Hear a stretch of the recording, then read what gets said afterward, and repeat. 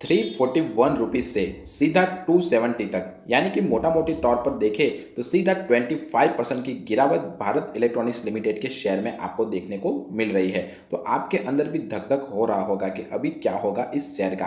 तो फिलहाल ये शेयर 9 और 15 ईएमए के नीचे ट्रेड कर रहा है, आप देख ही सकते हो।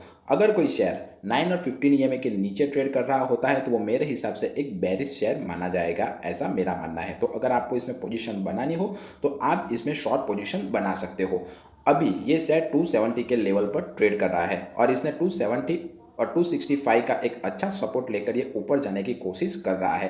पर हम इसमें बुलिश कब होंगे, अगर इसने 28, आप देख ही सकते हो कि 288 का लेवल अराउंड अगर इसने पार किया, यानी कि इस 9 और 15 ईएमए के ऊपर इसने एक अच्छी खासी कैंडल अगर क्लोज की, तब जाकर आप इसमें बुलिश पोजीशन बनाने के बारे में सोच सकते हो। फिलहाल ये स्टॉक बेरिश पोजीशन में है। अगर इसने 270 का लेवल भी अगर ब्रेक किया तो ये 237 का लेवल भी टेस्ट करने जा सकता है, या तो फिर 218 का लेवल भी टेस्ट करने के लिए जा सकता है। तो फिलहाल अगर आप इस शेयर में निवेश करने के बारे में सोच रहे हो तो अपने फाइनेंशियल एडवाइजर की सलाह लेने के बारे में आप ज़रूर सोचिएगा। अब हम इस शेयर की टेक्निकल एनालिसिस तो देख ली, अब फंडामेंटल एनालिसिस भी देख लेते हैं।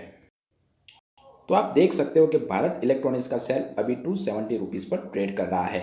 ये एक पुरानी कंपनी है, यानी कि 1954 से कार्यरत है और ये मेनली डिफेंस सेक्टर के रिलेटेड काम करती है और ये कंपनी पीएसयू कंपनी के लिस्ट में आती है, ये बात आप ध्यान रखिएगा। अब इस कंपनी की कुछ बेसिक डिटेल्स के बारे में जानें तो इस कंपनी के पास आप देख ही सकते हो मार्केट कैप आप 1,97,329 करोड़ रुपीज़ का है। यानी कि अगर आपको भारत इलेक्ट्रॉनिक्स लिमिटेड जैसी कंपनी खड़ी करनी हो आज की तारीख में तो 1,97,329 रुपये आपको चाहिए होंगे। करंट प्राइस इसकी 270 चल रही है, इसने हाई 340 का लगाया हुआ है और लो इसने 172 का लगाया हुआ है।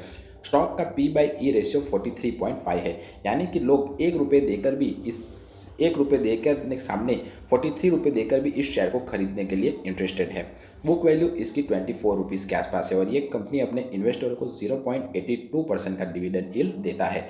ROCE यानी कि रिटर्न ऑन कैपिटल एम्प्लॉयड इसका 34.6% है, जबकि ROE यानी कि रिटर्न ऑन इक्विटी इसका 26.3% के आसपास है।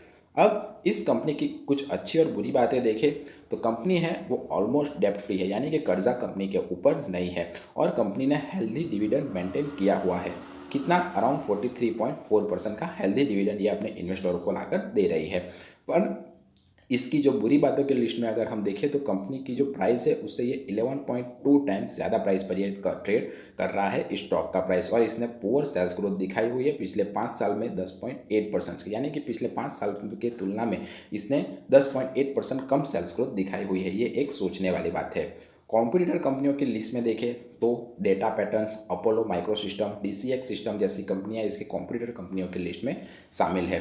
क्वार्टरली रिजल्ट हम देख लेते हैं तो आप देख ही सकते हो कि मार्च के क्वार्टर में इसने अराउंड 8,564 करोड़ की सेल की थी, जो घटकर जून 2024 में 4,244 करोड़ के आसपास रह गई और ये सेल थोड़ी सितंबर में बढ़ी है, अराउंड 4,605 करोड़ के आसपास पहुंची है, पर ये मार्च के क्वार्टर की तुलना में बहुत ही कम है, यानी कि आधी से भी कम सेल इसने दिखाई हुई है। तो अगर आप हम नेट प्रॉफिट देखें तो नेट प्रॉफिट पिछले तीसरे क्वार्टर में यानी कि मार्च के क्वार्टर में 1,797 करोड़ रुपीज़ के आसपास था, जो अभी दिसंबर के क्वार्टर में 1,093 करोड़ के आसपास आपको दिख रहा है। बीच में घटा था पर अभी ये बढ़ रहा है, ये एक अच्छी बात है कंपनी के लिए। कंपाउंडिंग सेल्स ग्रोथ देखें तो इस कंपनी ने 10 साल में 12%, 5 साल में 11%, 3 साल में 13% की कंपाउंडिंग सेल्स ग्रोथ दिखाई हुई है। कंपाउंडिंग प्रॉफिट ग्रोथ देखें तो इसने 10 साल में 15%, 5 साल में 16%, 3 साल में 24% की कंपाउंडिंग प्रॉफिट ग्रोथ दिखाई हुई है। इस स्टॉक प्राइस का CAGR 10 साल में 23%, 5 साल में 50% और 3 साल में 54% है और लास्ट ईयर स्टॉक प्राइस का CAGR 43% के आसपास था। रिटर्न ऑन इक्विटी 10 साल में 20%, 5 साल में 22%, 3 साल में 23% और लास्ट ईयर 26% था। अब कुछ रेशियोज की बात करें तो इस कंपनी का डेब्टर डेज मार्च 2024 में अराउंड 133 के आसपास है। अब जिसे नहीं पता कि डेब्टर डेज किसे कहते हैं, जो कंपनी होती है वो अपने होल सेलर्स को कुछ सामान क्रेडिट पर देती है और वो सामान की रिकवरी वो कितने दिनों के अंदर कर पाती है उसे ही डेप्टर डेज कहा जाता है। जितना कम डेप्टर डेज होता है उतना ही किसी भी कंपनी के लिए अच्छा है।